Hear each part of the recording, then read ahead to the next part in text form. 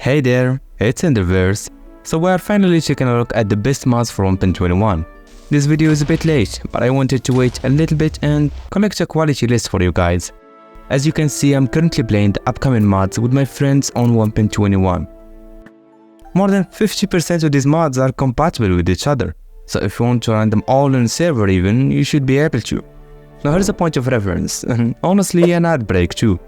I found Wise Hosting to be a magnificent service to run these mods on, and in fact, any mod you could think of. Wise Hosting will not only allow you to run mods, but choose them individually through the control panel. And say that you watch one of my modpacks videos, for example, and got the idea to run some of them with your friends. Just choose either Modrange or CurseForge and look it up. For the prices, they aren't necessarily negligible, but compared to the amount of RAM, processor and storage capacity, they are in fact bang for buck.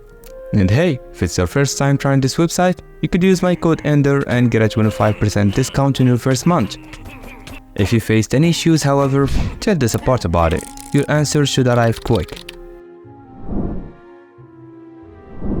We begin our first 1.21 mods collection with a mod simply named Photography. This mod, at first glance, may seem like a trivial replacement of the exposure mod for 1.21. It is actually, but it has more to offer than just that. Photography's premise was to introduce an easier to understand camera system in Minecraft. Opposite to set exposure mod, using the photography camera here would be as simple as carrying a bunch of photographic papers and a camera. You don't have to go through a lot of color processing. Just take the picture and it will print right away.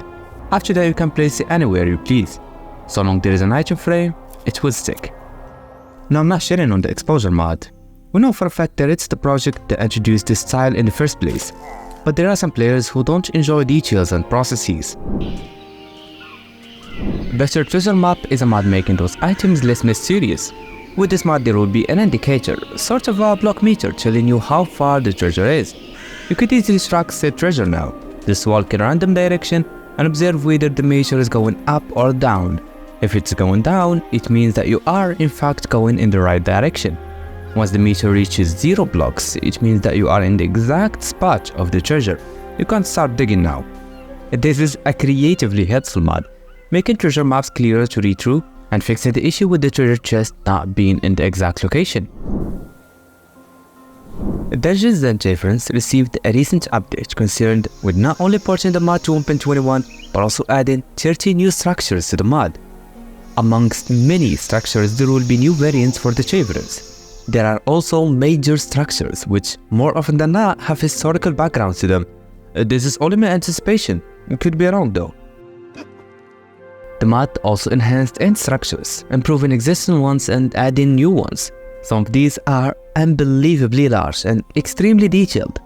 Dungeons and Taverns is arguably the best at adding Vanilla Plus structures, although a number of which can be too absurd to be labeled as Vanilla Plus. For the most part you will find it convenient and worth keeping. Sounds mod is the successor of both the Extra Sounds mod and the Auto-Shorting mod. When it comes to functionality, Sounds mod is the whole package, adding sounds to when you move items in the inventory,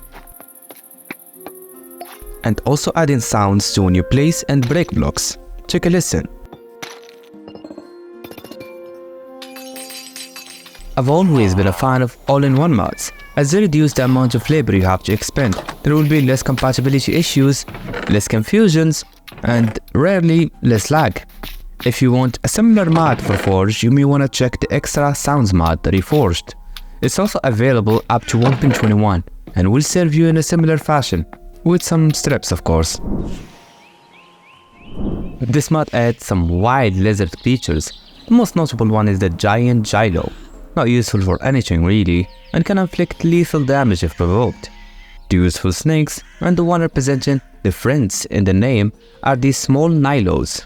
Raw chicken is their favorite meal, and by feeding them enough, they can be your friends. The chained Nilos are especially useful in battle. Their small size and swift movements allows them to bite the mobs from behind. There are different species of Nilos. Some are like chickens, they can fly, but not very high. Aquatic species are found in most bodies of water. They nod their head for no reason, but are handy during an ocean monument raid. Hunter variants are killers by day, as they are distinguished by their high attacking damage. Rocky variants don't hit hard, but are hard themselves. They have high armor points, allowing them to last longer. You can further intensify the damage and armor points of any of your lizards by equipping them with amulets. CinderScapes adds a small number of biomes, in the single digits actually, so it's not a major world generation mod. As in the case for a number of mods in our list, CinderScapes is like a simplified version of big projects such as the Better Nether mod. The aim of this mod is to expand upon the Mojang 1.16 update. There are only 4 new biomes, but all of them feel naturally merged with the existing ones in the vanilla game. I could just be biased, you tell me. If you're a Vanilla Plus player and think it's a good fit, then I'm glad I could help. If it's the opposite, then I apologize. Wooden tools are dumb is exactly what the name is implying. With this mod, using a wooden axe to cut a tree will be futile. Even hurtful if you are using your bare hands. To get started here, you will need to destroy leaves to get sticks, and mine gravel to get a flint. Both items can be mixed to forge a flint axe able to cut down trees, but has a measly 12 durability points, so it will only be a kickstart. Afterwards, you'll be able to craft new tools that will aid your survivability. If you wish to create a not very brutal, but a simple realistic survival experience in the newly 1.21 update, I can't see much competition against this mod. Diversity is a big Vanilla Plus mod, including few features that enhances upon the already great work Mojang has been doing. These features include, but not limited to, a trophy banner obtained by defeating either an Ender Dragon, a Wither boss, or a Warden. The mod also includes useful block interactions, making it possible to add items into suspicious sand and gravel, which became craftable by the way. Some tools became much more helpful than before. The pickaxe, for instance, will mine the glass faster, and the new maze can rotate blocks by shift right clicking them. Furthermore, the spyglass will basically offer the functionality from the Jade mod, as you can identify blocks and mobs by zooming on them. And finally, there's the brush, which can extract feathers from the parrots and the chickens. This mod has a ton of other features, including them all in this small snippet will make the video longer than it should be, but I really think that you'll find each one of them unique or at least usable. This mod is like a mini version of the Do a Barrel mod. It has a smooth camera roll, one that is similar to the camera Overhaul mod if you know that one. I apologize for the motion blur, I kinda overdid it, but this mod is seamless and provides a less intense spin-off of said Do a Barrel mod, making it an ideal alternative for people prone to nausea. Smoke Signals mod is a fun project with a very simple idea, adding new colors to the campfire and making the smoke reach higher altitudes. The usefulness of the mod lays in it being a good way to send indirect signals to your friend. This mod will probably be less valuable in single player, but I can see it being used for decoration or to mark a treasure. Hopo, similar to Elytra, the author of Dungeons and Taversn mod, is a developer who enjoys improving and enlarging vanilla structures. One of his 3 mods is Hopo's Better Underwater Ruins.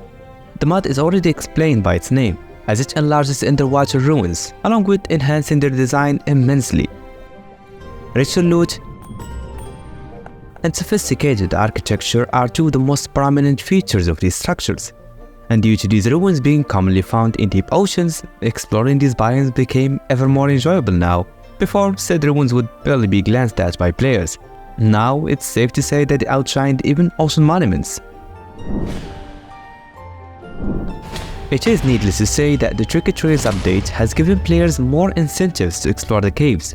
A Roguelike Dungeon will add these structures that look harmless from the outside, being only abandoned towers and houses, but contain a vast labyrinth beneath them, ultimately improving upon the 1.21 update.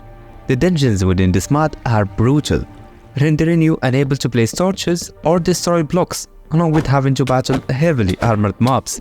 It would not be an exaggeration to say that once you get in these dungeons, there is a chance you won't get out of them alive. Yes, Steve Model is a mod that reshapes your player animation and models, some of which included a cute anime girl with the realistic eye movements. In the settings, you could choose your own skin, but what is the fun in that? The mod is one of the most prominent player animation mods, allowing you to do unnatural things like dancing and waving to the camera. Another mod that I was surprised to realize is already available for 1.21 was Distant Horizons. The mod is getting closer and closer to being a standard choice in the modding community, meaning that soon enough, it will be something everyone is using, like iris shaders, just enough items, you name it. To be frank, this generation of modding is fabulous. The development of even the most intense mods is getting faster and faster, and modders, including myself, are very lucky to be a part of this community at this time of history. Random mob sizes boost the realism of the game by adding varying sizes to a number of mobs. Sometimes you'll notice that some animals are smaller than their peers. They are in fact not babies, just adult animals with petite figures. The effect of this mod is simple, but can make a ton of difference. Mobs having different shapes is something that breaks habituality, rendering the game more interesting without necessarily altering any of its core features. Mobs in the vanilla game are invisible in the third-person perspective, so this mod would be useful, giving you some sort of a minimap indicator in the top corner of your screen. This indicator will only show up if you are holding a map. Terrestria is a famous wall gem mod, and it is a decent choice for explorative players. I can't bring any exemplary mod, as I haven't seen anything like this before. The mod, although it adds a ton of new blocks and items, remains somewhat loyal to vanilla Minecraft. Unfortunately though, Terrestria is fabric only, but with this Elytra connection mod, you can make it work with Force too. Creeper Overhaul was actually the first of Bonsai Studios mods to update for 1.21. Having over 30 million downloads, you are mostly familiar with this one. The mod added a collection of creepers with amazing models, great animations, and more often than not, the same explosive attacks as the original creepers. HandCrafted is a unique decorational mod, adding more order into your house with a ton of cosmetic and functional furniture that you could place in your living room. Not just your living room, but bedroom too, giving you a beautiful queen-sized bed which you can use to relax. You can also observe the grizzly bear trophy obtained from your previous hunting trip. And don't forget to check the skeletons in the closet. Who doesn't have them? This is a decent mod, and it's as vanilla friendly as a mod can get, all the while being highly satisfying to use. Risk of Rain Mobs is a high-quality project which focuses on increasing hardships in the game. During a thunderstorm, you could expect big stone golems to spawn. With a laser-like attack, along with powerful swings, they can demolish you in seconds. The movement of the golem is quite dynamic, and he also has sounds to when he moves his arms and when he walks. I added this mod because I couldn't find any other boss fight mod updated to 1.21, and the ones that did were just too popular to be rehearsed in one of my personal collections.